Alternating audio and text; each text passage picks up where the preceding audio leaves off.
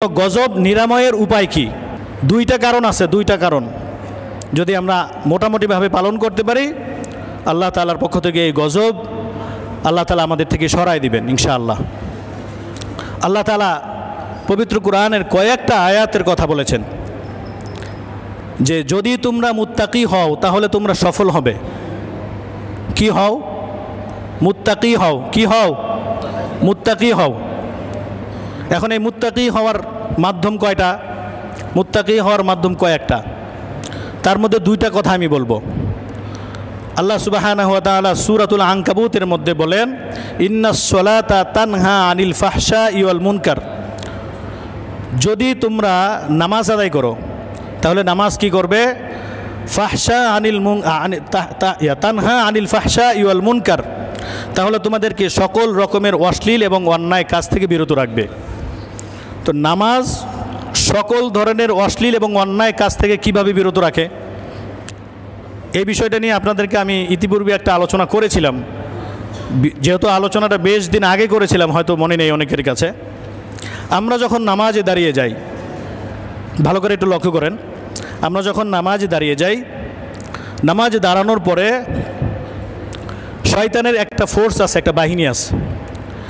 এই বাহিনী নামাজে দাঁড়ানো ব্যক্তিকে বিভিন্ন সাংসারিক দুনিয়াবি বিভিন্ন কথা মনে করিয়ে দেয়। সংসারের কথা, ব্যবসার কথা, চাকরি বাকরির কথা, লেনদেনের কথা, আগামীকালকে কি করবেন সেই কথা, আরেকটু পরে কি করবেন সেই কথা, বিভিন্ন রকমের কথা শয়তান মানুষের অন্তঃকোহরে ঢেলে দেয়। তো তখন একজন নামাজি কি করবে? এই যে মানুষের ওয়াসওয়াসা চলে আসে নামাজের মধ্যে, বিভিন্ন দুনিয়াবি কথা চলে আসবে। হাদিসের মধ্যে আল্লাহ রাসূল সাল্লাল্লাহু আলাইহি ওয়াসাল্লাম বলেন, একবার জিবরাইল আলাইহিস সালাতু ওয়াস সালাম আল্লাহ রাসূলের কাছে আসছেন, এসে বলছেন, মাল ইহসান, ইহসান কি, একনিষ্ঠ ইবাদত কি? তো আল্লাহ রাসূল সাল্লাল্লাহু আলাইহি ওয়াসাল্লাম বলেন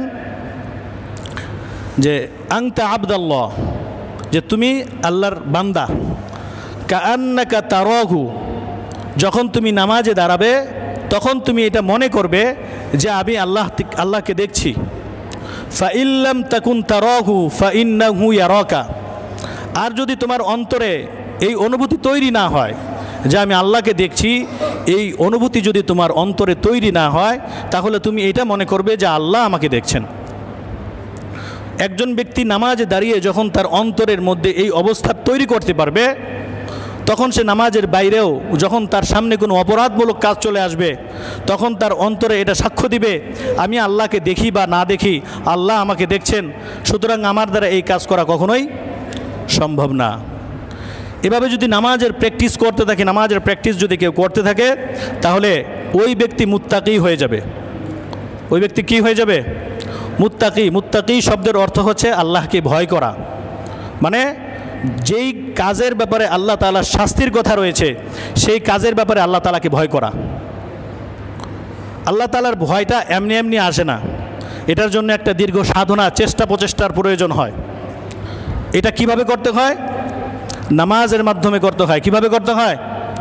নামাজের মাধ্যমে। আল্লাহ রাসূল সাল্লাল্লাহু আলাইহি ওয়াসাল্লাম এটা সুন্দরভাবে বর্ণনা করে দিয়েছেন যে যখন তুমি নামাজে দাঁড়াবে তখন তুমি এটা মনে করবে যে আমি আল্লাহকে দেখছি, তার সামনে দাঁড়িয়ে আমি নামাজ আদায় করছি।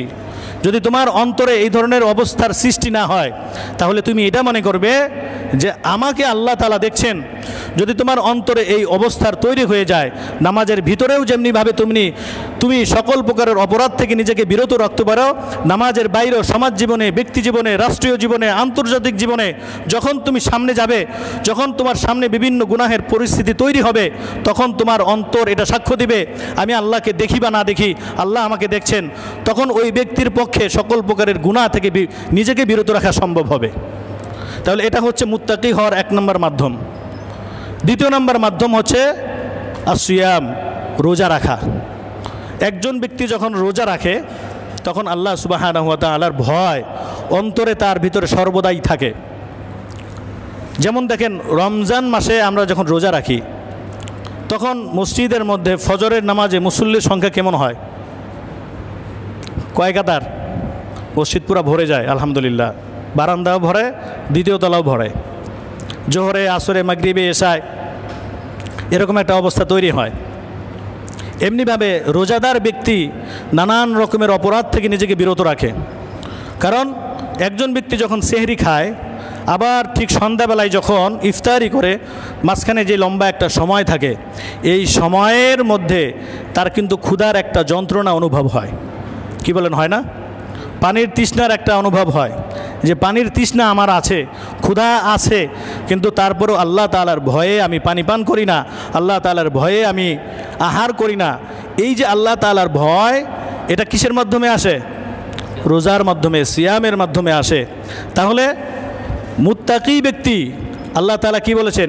ওয়ামাই ইয়াত্তাকিল্লাহা ইয়াজআল লাহু মাখরাজা। আল্লাহ তাআলা সূরাতুল তলাকের মধ্যে বলেন যে ব্যক্তি মুত্তাকি হবে, ইয়াত্তাকিল্লাহা, আল্লাহ তাআলাকে ভয় করবে, মানে মুত্তাকি হবে, ইয়াজআল লাহু মাখরাজা, আমি তার জন্য রাস্তাকে বের করে দিব, ওয়া ইয়ারযুকুহু মিন হাইসু লা ইয়াহতাসিব, এবং আমি তাকে এমনভাবে রিজিক পৌঁছে দিব যেই রিজিকের কথা সে কখনো কল্পনাই করে নাই। তাহলে এটা কাদের জন্য? মুত্তাকিদের জন্য। এখন রিজিক আসার একটা ব্যবস্থা আল্লাহ তাআলা কিভাবে করেছেন? আসমান থেকে বৃষ্টি বর্ষণের মাধ্যমেও করেছেন। এই আয়াতে বললেন যে আমি তাকে রিজিক দিব। রিজিকটা কিভাবে দিব? যদি কোনো একটা অঞ্চলে 12 মাস বৃষ্টি না হয়, তাহলে ওই জায়গাতে শস্য উৎপাদন করা প্রায় অসম্ভব হয়ে যাবে। আমাদের বাংলাদেশ কৃষিপ্রধান একটা দেশ। আমাদের এই বাংলাদেশে যদি মাটি তো আমাদের উর্বর আছে আলহামদুলিল্লাহ, এটা আল্লাহ তাআলার দান। যদি 6 মাস টানা বৃষ্টি না হয়, তাহলে ধান, পাট, গম থেকে নিয়ে শুরু করে যত রকমের ফসল উৎপাদন হয় আমাদের দেশে, এই সমস্ত উৎপাদনে ব্যাহত হবে। কি বলেন? সেচের পানি দিয়ে কৃষক কুলাতে পারবে না কখনোই। বলবেন যে সেচ দিব, আল্লাহ উপর থেকে পানি যদি বন্ধ করে দেয় আর নিচ থেকে যদি পানি বন্ধ করে দেয়, তাহলে কি হবে? সেচের পানিটা পাবেন কোথায়? এই ব্যাপারে আল্লাহ সুবহানাহু ওয়া তাআলা সূরাতুল আরাফের মধ্যে বলেন, ওয়ালাউ আন্না আহলাল কুরা আমানু, যদি কোনো সম্প্রদায়ের লোক ঈমান আনে, ওয়াত্তাকাও, এমনিভাবে মুত্তাকি যদি হয়, আমাকে যদি ভয় করে, লাফাতাহনা আলাইহিম আবওয়াবাম মিনাস সামাই ওয়াল আরদ। আল্লাহ বললেন যে যদি কোনো সম্প্রদায়ের লোক, কোনো এলাকার লোক যদি মুত্তাকি হয়ে যায়, তাহলে আমি লাফাতাহনা আলাইহিম, অবশ্যই তাদের জন্য উন্মোচিত করে দেব, আবওয়াবাস সামাই ওয়াল আরদ, আসমান এবং জমিনের দরজাসমূহ। তার মানে ফসল উৎপাদনের জন্য আমাদের যা প্রয়োজন, 1 নম্বরে পানির প্রয়োজন।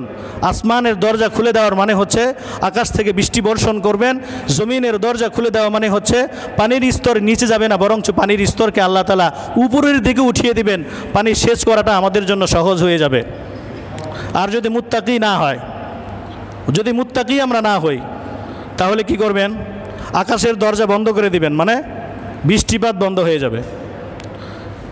জমিনের দরজা বন্ধ হয়ে যাবে, মানে পানির লেয়ার আস্তে আস্তে নিচের দিকে নেমে যাবে।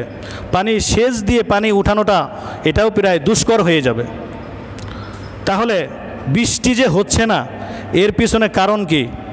আমরা মুত্তাকি হয়েছি নাকি তার বিপরীতটা হয়েছি? কি বুঝলেন? যদি মুত্তাকি হইতাম, তাহলে তো আসমানের দরজা খোলা থাকতো, জমিনের দরজা খোলা থাকতো। তো জমিনের দরজাও প্রায় বন্ধ, আসমানের দরজা তো পুরোপুরি বন্ধ। এখন মুত্তাকি হওয়া দরকার আছে কি না? মাধ্যম কয়টা? কয়েকটা। কয়টার কথা বলছি? 2টার কথা বলছি। 1 নম্বরে নামাজ। 1 নম্বরে কি? নামাজ। 2 নম্বরে সিয়াম, মানে রোজা রাখা। এখন এই নামাজের প্রতি আমাদের অবহেলা আছে কি না? কি বলেন? ফজরে কয় রাকাত মুসল্লি হয়? 2 কাতার, 2.5 কাতার সর্বোচ্চ। আচ্ছা, এই যে আপনারা যে এখন আছেন মসজিদে যারা আছেন, আচ্ছা বলেন তো, আপনারা কি অন্য এলাকার না অত্র এলাকার? অত্র এলাকারই তো নাকি? আচ্ছা ধরে নিলাম 20-50, মানে 20 থেকে 30 জন মানুষ বা 20 জন সর্বোচ্চ মানুষ যারা অন্য এলাকা থেকে শুক্রবার হিসেবে বেড়াতে আসছেন। বাকি লোকেরা অত্র এলাকার তো নাকি? ফজরের নামাজে থাকেন না যে? কোথায় থাকেন? হুজুর ঘুমের ঘরে থাকি। তো নামাজে যখন আমরা অবহেলা করব, তো আল্লাহ তাআলা আসমানের দরজা বন্ধ করে দিবেন, এটাই স্বাভাবিক। এখন যদি বলেন যে হুজুর দোয়া করেন, দোয়ায় লাভ হবে কি? যখন আমার আপনার আমল নষ্ট হয়ে যাবে, তখন দোয়া কাজ হবে না। বৃষ্টি হয় না, এটা কেন হয় না? নামাজে অলসতা আমাদের, নামাজে অবহেলা আমাদের। আর মুরব্বী কিছু মুসল্লি ভাই আছেন আলহামদুলিল্লাহ, আমরা আসলেও আমাদের সন্তানদেরকে আমরা ডাকি না। আপনি কেমন পিতা, আপনার কথা আপনার সন্তান শোনে না? কেমন পিতা আপনি? লজ্জা হওয়ার কথা, আমার সন্তান আমার কথা শুনে না। আমি মসজিদে আসি, আমার সন্তানকে ডাকলে আমার সন্তান মসজিদে আসে না। এরকম পিতাদের লজ্জা হওয়া উচিত। ফজরের নামাজের খবর নাই, আসরের নামাজের খবর নাই, মাগরিবের নামাজের খবর নাই, এশারের নামাজের খবর নাই। জুমার দিন যদি বলেন যে হুজুর দোয়া করেন, আরে আমি কেন ভাই? মসজিদের হারাম মক্কার ইমাম সাহেবও যদি দোয়া করেন, জিব্রাইল আলাইহিস সালাম এসেও যদি দোয়া করেন, আর যদি আমাদের আমল নষ্ট হয়ে যায়, মনে রাখবেন এই দোয়া আসমান পর্যন্ত পৌঁছা দূরে থাক, এই মসজিদের ফ্লোর থেকে ছাদ পর্যন্তও যাবে না। এখন কি করা উচিত? কি বলেন? মানে আমাদের উচিত অনুচিত বিষয়টা তো বুঝতেছেন। উচিত কি করা আমাদের? এক নম্বরে নামাজের পাবন্দি করা উচিত। কি করা উচিত? এক নম্বরে নামাজের পাবন্দি করা উচিত। আমরা ফজরে আসবো তো ইনশাল্লাহ? কি বলেন? একটু নিয়ত করা যায় না? আসবো তো ইনশাআল্লাহ? ইনশাআল্লাহ। আমি একটা কথা বলি আপনাদেরকে, একটু ছোটোখাটো করেই বলি। আজকে জুমায় যেই পরিমাণ মুসল্লি যদি হয়, এই পরিমাণ মুসল্লি যদি 3 দিন, আগামী 3 দিন যদি ফজরের নামাজে হয়, অতিরিক্ত কোনো আমলে দরকার নাই। এটা আমার আত্মবিশ্বাস। আল্লাহ তাআলা আমাদের জন্য যতটুক পরিমাণ বৃষ্টি দরকার ততটুক পরিমাণ বৃষ্টি দিয়ে দেবেন ইনশাআল্লাহ। 3 দিন নামাজ পড়েন, বৃষ্টি যদি আল্লাহ নাও দেন, অন্তত গরমের তীব্রতাটা কমাই দিবে। অনেক গরম না? প্রচণ্ড গরম। তো এসির বাইরে বেরোলেই পুরাপুরি টের পাওয়া যায় গরমের তাপমাত্রা কত। আজকে যেই পরিমাণ মুসল্লি এখন আছেন, মসজিদ ভরে গেছে মাশাআল্লাহ, বারান্দাও ভরে গেছে, দ্বিতীয় তলারও মোটামুটি অর্ধেক ভরে যায়। যদি ফজরের নামাজে আগামী 3 দিন এই পরিমাণ মুসল্লি মসজিদে আসে, অতিরিক্ত কোনো আমল করা লাগবে না ইনশাআল্লাহ। এটা আমার আত্মবিশ্বাস থেকে আমি বলছি যে আল্লাহ তাআলা আমাদের জন্য একটা আরামদায়ক শান্তিদায়ক বৃষ্টির ব্যবস্থা করে দেবেন ইনশাআল্লাহ। পারবো তো ইনশাআল্লাহ? না, ইনশাআল্লাহ বলা পর্যন্তই শেষ। আমরা নিজেরাও আসব, এমনিভাবে আমাদের সন্তানদেরকেও নিয়ে আসব। যখন ছোট ছোট মাসুম বাচ্চারা মসজিদে আসবে, আল্লাহর কাছে দোয়া করবে, আল্লাহ তাআলা তাদের দোয়াকে কখনো বিফলে দেন না। এমনিভাবে যাদের দাড়ি পেকে গেছে তারাও যদি দোয়া করে কোনো বিষয়ে, আল্লাহ তাআলা এই সমস্ত ব্যক্তিদের দোয়াকে বিফলে দেন না। এজন্য এই নামাজ পড়ব ইনশাআল্লাহ, পাশাপাশি নফল কিছু রোজাও রাখবো। নফল কিছু রোজাও রাখবো। রোজা এমন একটা আমল, যে আমল আল্লাহ তাআলা অত্যন্ত পছন্দ করেন, অত্যন্ত পছন্দ করেন। কারণ আল্লাহ তাআলা নিজে কোনো কিছু পানাহার করেন না। যখন কোনো বান্দা এই আমলটা করেন, তো আল্লাহ তাআলা ওই বান্দার উপর অত্যাধিক খুশি হয়ে যান। এজন্য এই 2টা আমল যদি আমরা করি, আশা করি ইনশাআল্লাহ আল্লাহ তাআলা রহমতের বারিধারা আমাদের জন্য বর্ষণ করবেন ইনশাআল্লাহ।